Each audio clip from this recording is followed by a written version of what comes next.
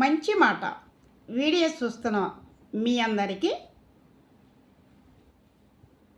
వందనం, అభివందనం. థ్యాంక్స్.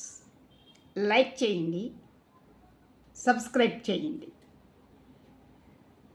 మనము మరొక మంచి మాట చెప్పుకుందాము. అపకారికి ఉపకారం.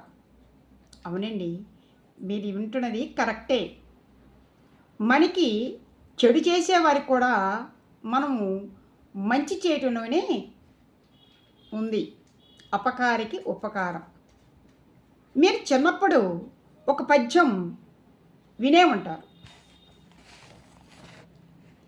ఉపకారికి నుపకారము విపరీతము కాదు సేయ వివరింపంగా, నపకారికి నుపకారము నెపమెన్నక చేయువాడు నేర్పర సుమతి.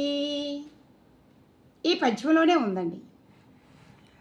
మనకి మంచి పని చేసేవారికి, మనతో బాగా సన్నిహితంగా ఉన్నవారికి, బంధువులకి, స్నేహితులకి మంచి చేయటం చాలా మంచిది.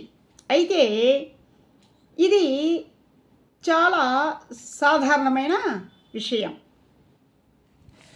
మనకి అపకారం, హాని చేసిన వారికి కూడా తిరిగి అలాంటి వారికి కూడా మనం మంచి చేయటంలో, మేలు చేయటంలో, ఉపకారం చేయటంలో అనేది అసాధారణమైన విషయం.